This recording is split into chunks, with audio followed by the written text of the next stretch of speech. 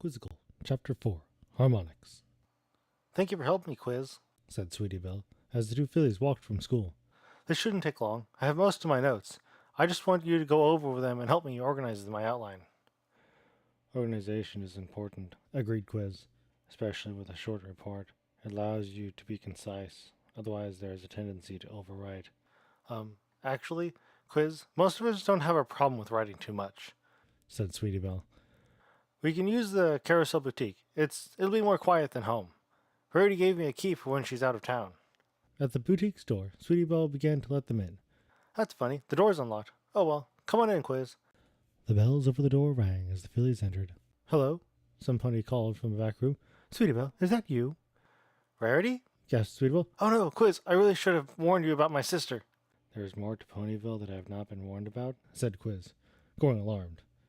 Will this involve balloons? Rarity, you weren't supposed to be back from Camelot till next week, squealed Sweetie Belle. Well, I had some business here, and I'm off to the big city again, called Rarity. She emerged from the back room. Oh, good, Sweetie Belle, you brought a friend. Please intro. Rarity's eyes fell upon Quiz, and she froze. Is something wrong, ma'am? Stammered Quiz, backing away. Oh, my word! Gasped Rarity. The scene looked much like a cat with a cornered mouse. It was much too late to run. If there is a problem, I could just... began Quiz, looking over her shoulder at the door. Problem? Oh, no, said Rarity, a mad glint in her eyes. No problem, in fact, my dear. I believe we have always been destined to meet. I only wish you had come to me sooner. Sis, calm down now, said Sweetie Belle. I really must go, said Quiz, backing away. I promised Scootaloo she could teach me something called a barrel roll. Nonsense, my dear, said Rarity. This takes precedence over everything. She indicated the salon chair by the sink. Into the chair, immediately.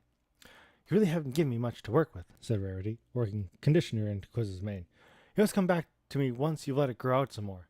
It is easier to maintain when short, protested Quiz. She looked at Sweetie Belle and mouthed the words, What do I do?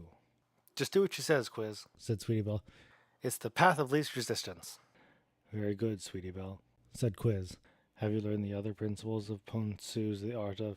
Hush, Quizzical, and pay attention, said Rarity. I meant to be aiding Sweetie Belle with her history report, objected Quiz. Plenty of time for that later, said Rarity. We're concentrating on your makeover now. Baby steps with this one, Rarity, begged Sweetie Belle. Please. Yes, I promise I won't be sending your friend into shock, said Rarity. You won't need to do anything drastic, such as dyeing her fuchsia, after all.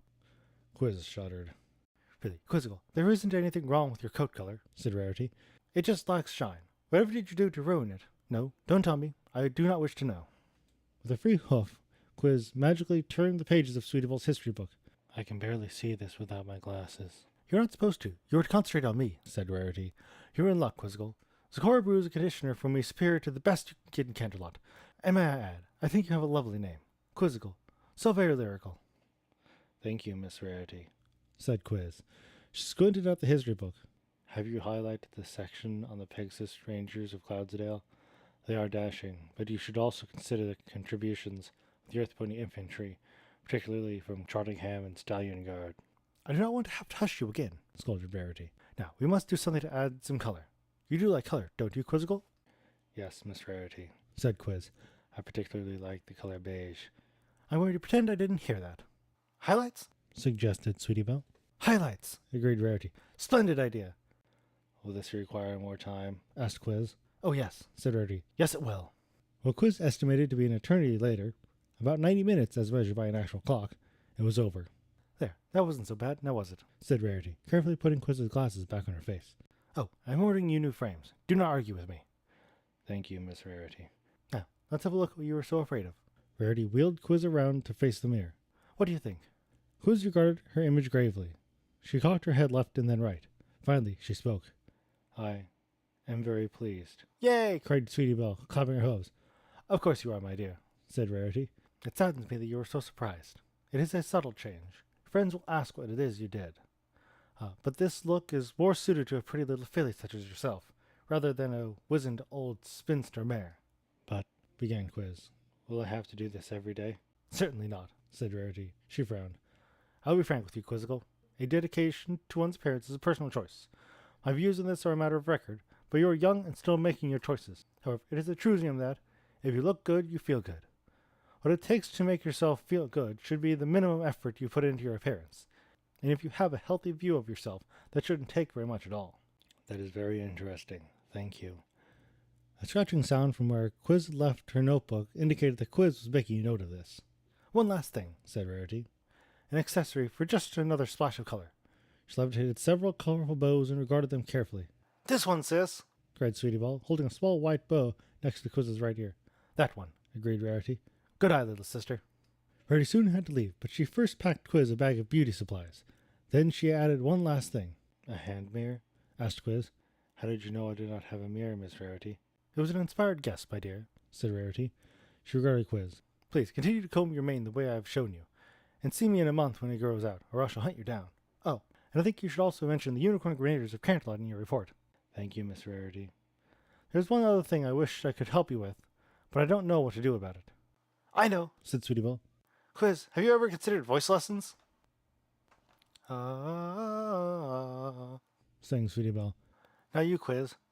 I shall try, said Quiz. Da da da da da. Well, yeah, muttered Sweetie Belle. The whole point, Quiz, is to vary your tone.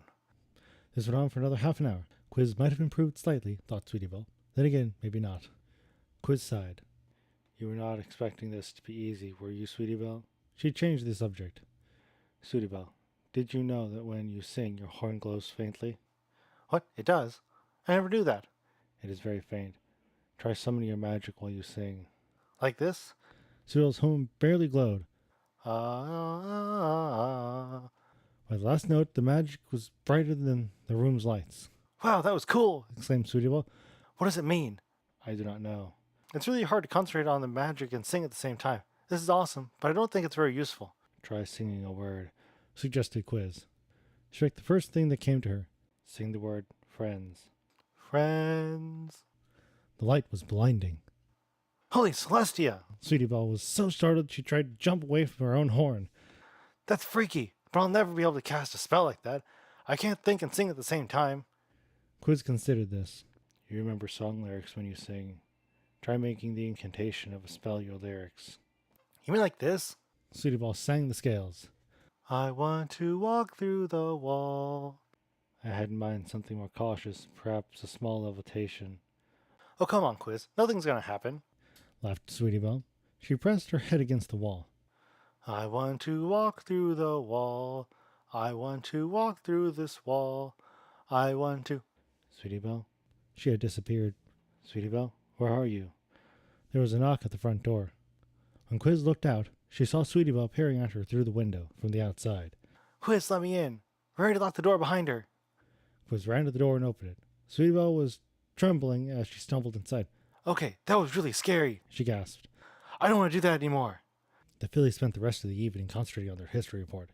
Quiz even suggested some graphs Sweetie Belle could use. Twilight got out of bed late that night to get a drink of water and found Quiz still up, putting away books. Quiz, what are you doing? Go to bed. I am sorry, Miss Twilight. Did I wake you? Asked Quiz, sheepishly. No, but that's not the point. You needed your sleep. Go to bed. I'm sorry, Miss Twilight, but I could not rest easy with the library in disarray. I had not realized how many volumes I had taken down, said Quiz. It is my own fault. It would not be such a problem if I had only reshelved as I worked. A wise pony would. Yes, well, no one's perfect, mumbled Twilight. But no one will blame you if you leave this until the morning. Go to bed. Oh, I could not do that, Miss Twilight, said Quiz, clearly shocked by the idea. If I left the work, it would not be done before I left for school. Then it would fall to Spike to finish for me. That is hardly fair. Spike does do most of the shelving, Quiz. It's his job, said Twilight. Go to bed. Spike shelves for you, Miss Twilight, corrected Quiz. He is not my assistant. Delivering my letters to Princess Luna has already been added to Spike's workload. I wish to trouble him no more. That's very responsible, Quiz. I hope Spike appreciates that, said Twilight. But I can't have you staying up all night. Go to bed. Yes, Miss Twilight, but as the subject now comes up, should I rise early and prepare my own breakfast? Spike is now cooking for 3. I think Spike would be upset, said Twilight. He's very proud of his pancakes. Now go to bed. Breakfast has been delicious, admitted Quiz. As for my mail, I have been thinking that Princess Luna does not require my dispatches immediately. I could use the regular post. Mr. Eppy is very prompt with the daily pickup. I think if you wish to adjust any of Spike's duties, you should talk to him about it. I'm sure he would appreciate being included in the discussion. Now, Twilight noticed the titles in Quiz's stack of books. advanced focusing techniques for magicians, harmonic theory of magical resonance, the physics of vibration and geology. Quiz, this is not for a history paper in Equestria's military.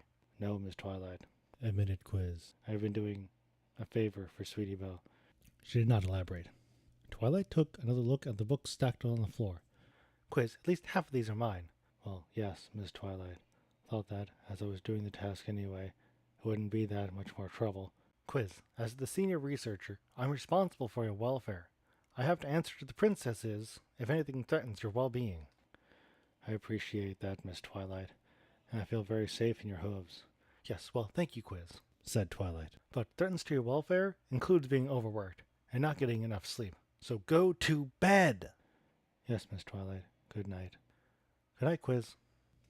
And as Twilight went back to bed, she wondered, is Quiz getting a little more expressive? In the next room, Spike lay in his bed listening. He wasn't eavesdropping. He just couldn't help overhearing. That was Spike's story anyway, and he would stick with it. She doesn't want to trouble me, he muttered. And she likes my pancakes? The kid might not be so bad after all. Then Spike drifted off to sleep.